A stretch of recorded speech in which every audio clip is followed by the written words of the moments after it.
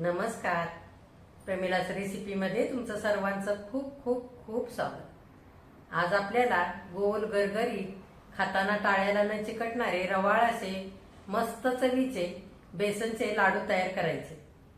तर हे बेसनचे लाडू तयार करण्यासाठी आपल्याला काय काय साहित्य लागणार आहे आणि ते कसे तयार करायचे हे बघण्यासाठी लगेचच किचनमध्ये जाऊया. त्याआधी जे कोणी माझ्या रेसिपीज नव्याने बघत आहेत त्यांनी माझ्या चॅनेलला जरूर सबस्क्राईब सुद्धा करायचं आहे आणि कमेंट करायला अजिबात विसरायचं नाही. आता वेळ न घालवता आपण आपल्या रेसिपीला लगेचच सुरुवात करूया. आपल्याला अर्धा किलो बेसन पिठाचे मस्त असे गोल गरगरीत आकार न बदलणारे खमंग लाडू तयार करायचे. लाडू तयार करण्यासाठी इथे मी अर्धा किलो चण्याची डाळ घेतली. ही चांगली निवडून घेतली. ह्या डाळीमध्ये एखादी हिरवी डाळ असते किंवा सालीची डाळ असते, ती काढून घ्यायची. आता ही डाळ आपल्याला सुगंध सुटेपर्यंत भाजून घ्यायची. भाजून घेतल्यानंतर ही चक्कीतून रवाळ अशी दळून आणायची. आपण डाळ चक्कीतून दळून आणल्यानंतर लाडूसाठी काय काय साहित्य घेणार आहे ते आपण नंतर बघूया. आता ही डाळ आपण भाजून घेऊया. आता डाळ भाजून घेण्यासाठी इकडे पॅन ठेवलाय मी. आपण चण्याची डाळ घालूया पॅनमध्ये आणि आपल्याला ही छान अशी सुगंध सुटेपर्यंत भाजून घ्यायची. मध्यमच गॅसवरती भाजायची आपल्याला एक 3-4 मिनिटं. हे बघा, बारीक गॅसवरती 4 ते 5 मिनिटं चांगली डाळ भाजून घेतली. छान सुगंध सुटलेला आहे आणि रंग सुद्धा थोडासा बदललेला आहे. बघा, गव्हाळ अशी झालेली आहे डाळ. आता आपण ही काढून घेऊया आणि थंड करण्यासाठी ठेवूया. हे बघा, भाजून घेतलेली चण्याची डाळ आता थंड करण्यासाठी काढून घेतलेली आहे.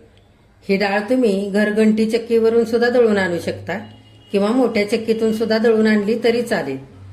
ही डाळ दळाय देताना चक्कीवाल्याला सांगायचं हलकी रवाळाची डाळ दळून पाहिजे म्हणून. आता ही डाळ मी चांगली थंड करून घेते आणि चक्कीतून दळून आणते आणि नंतर आपण बेसन पिठाचे लाडू करण्यासाठी काय काय साहित्य लागणार आहे ते बघूया. आता आपल्याला अर्धा किलो बेसन पिठाचे लाडू तयार करायचे. त्याच्यासाठी साहित्य बघूया काय काय घेतलंय ते.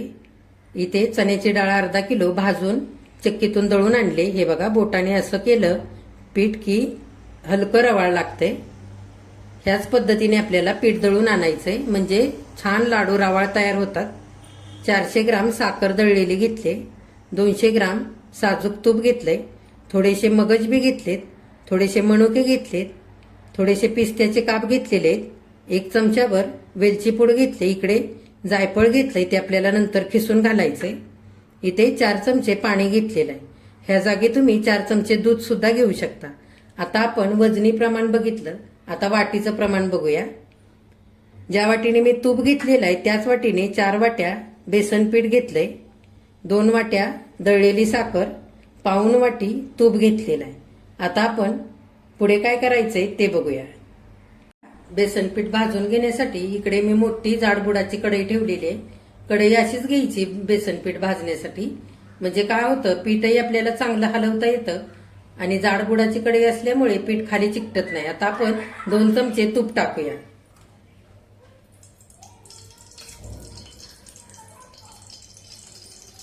तूप आता हलकसं गरम झालेलं आहे. आता पीठ घालूया. सगळं घालते मी अर्धा किलो.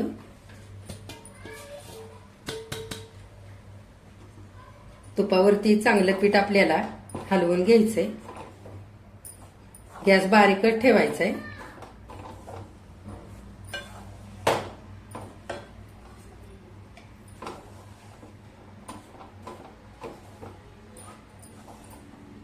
हे बघा, बारीक गॅसवरती 3 मिनिटं मी चांगलं तुपावरती बेसन पीठ भाजून घेतलेलं आहे.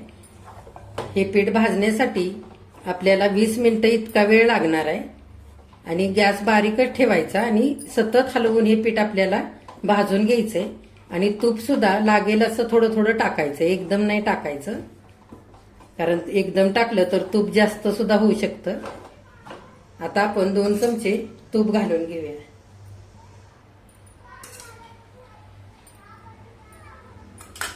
आणि सतत असं हलवून घेऊया. हे बघा, आणखी 3 मिनिटं चांगलं पीठ मी भाजून घेतलेलं आहे तुपावरती बारीक गॅस करून. हे बघा, हलकासा रंग बदललेला आहे आणि छान सुगंध पण सुटायला लागलेला आहे. आता आपण आणखी 2 चमचे तूप घालून घेऊया.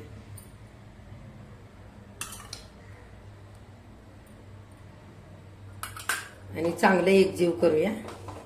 आपल्याला साधारण आणखी 15 मिनिटं लागणार आहे.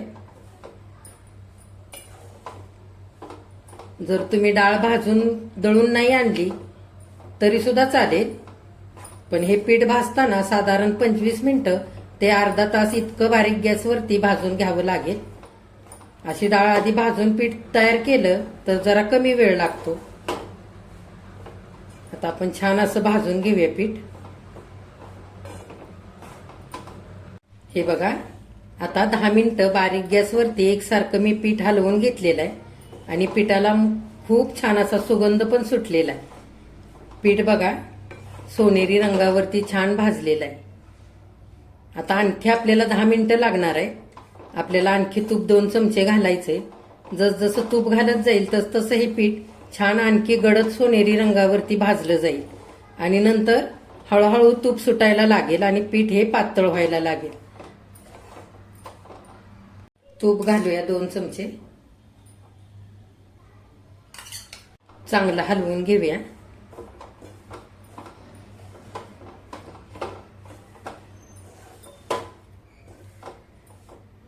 हे बघा, आणखी 5 मिनिटं मी चांगलं भाजून घेतलेलं आहे पीठ आणि रंग बऱ्यापैकी बदललेला आहे. आता उरलेलं सगळं तूप घालूया आणि चांगलं आपण पीठ आता हलवून घेऊया. हे बघा, सगळं तूप टाकल्यानंतर चांगलं पीठ मी भाजून घेतलेलं आहे आणि पीठ आता सैल व्हायला लागलेलं आहे. तूप पण सुटायला लागले आणि पिठाचा रंग बघा मस्त असा गडद सोनेरी रंग आलेला आहे.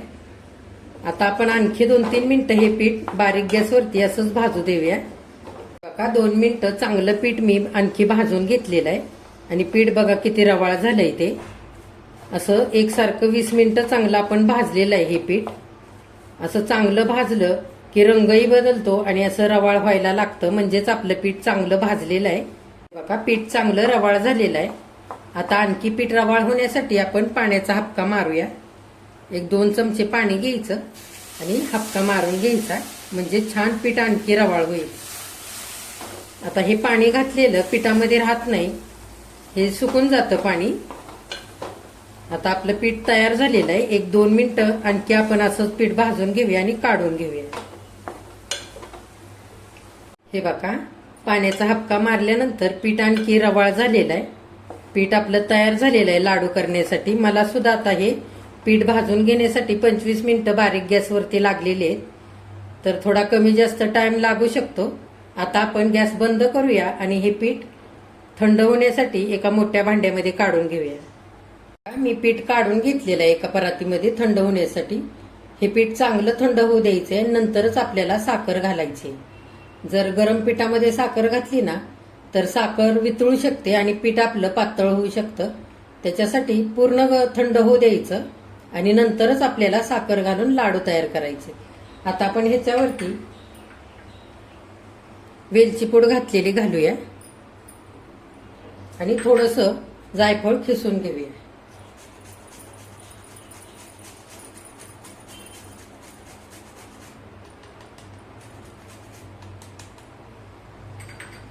आणि चांगला पण एकजीव करून थंड होण्यासाठी ठेवून देऊया.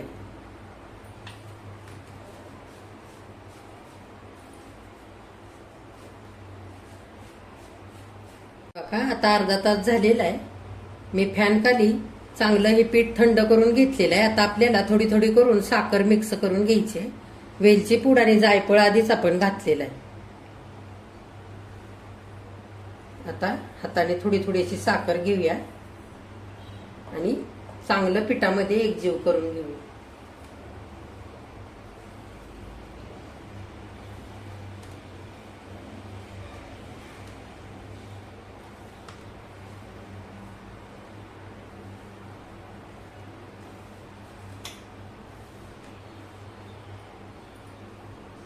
हे बघा उरलेली साखर आता सगळी घालूया आणि पुन्हा एकदा चांगलं पिठामध्ये ही साखर एकजीव करून घेऊया.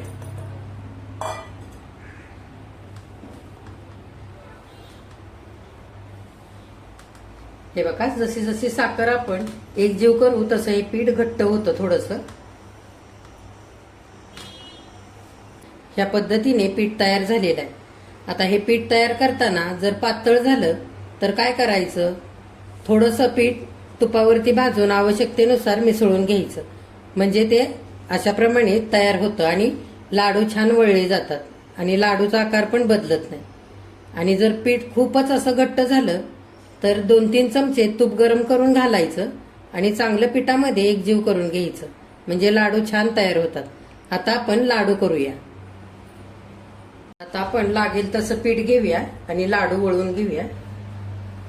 हे बघा, तुम्हाला किती मोठा लाडू करायचा आहे, किती बारीक करायचा आहे त्यानुसार हे पीठ घ्यायचं.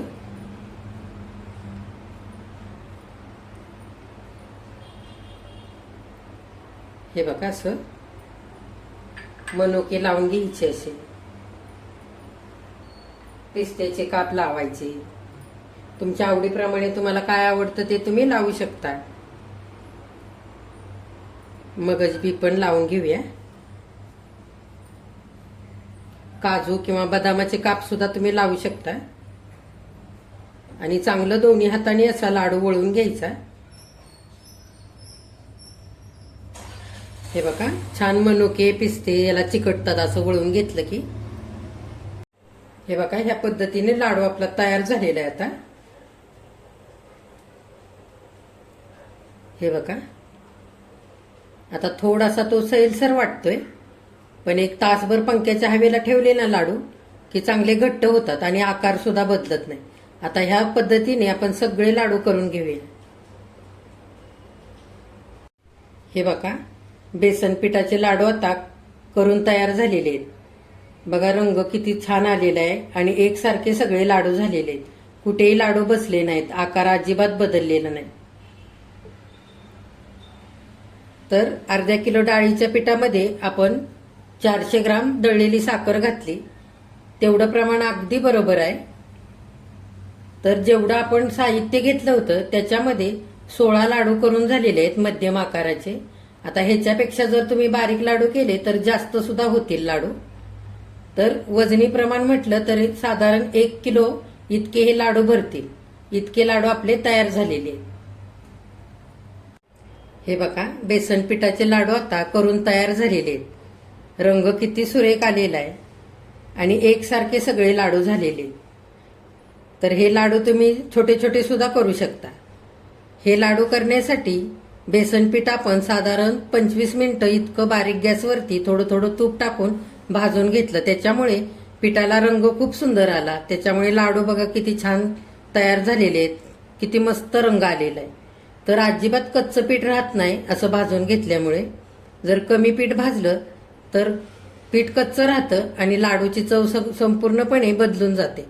तर त्याच्यासाठी पीठ चांगलं भाजून घ्यायचं आणि तूप थोडं थोडं करूनच टाकायचं. जर एकदमच तूप घातलं तर मिश्रण पातळ सुद्धा होऊ शकतं. त्याच्यासाठी तूप थोडं थोडं करून टाकायचं आणि असे लाडू तयार करायचे. तर हे लाडू छान पंख्याच्या हवेखाली 1 तासभर ठेवून द्यायचे. म्हणजे छान असे सुकतात. आणि जर आकार थोडाफार बदलला तर हाताने पुन्हा एकसारखे करून घ्यायचे आणि नंतर डब्यामध्ये भरायचे. जरा सुद्धा आकार बदलत नाही आणि असे लाडू छान असे तयार होतात. तर ह्या पद्धतीने तुम्ही सुद्धा असे बेसन पिठाचे लाडू ह्या दिवाळीला तयार करा. माझ्या चॅनेलला लाईक, शेअर आणि सबस्क्राईब जरूर करा. कमेंट करायला अजिबात विसरू नका. आता ह्यातला एक लाडू मी तुम्हाला तोडून दाखवते.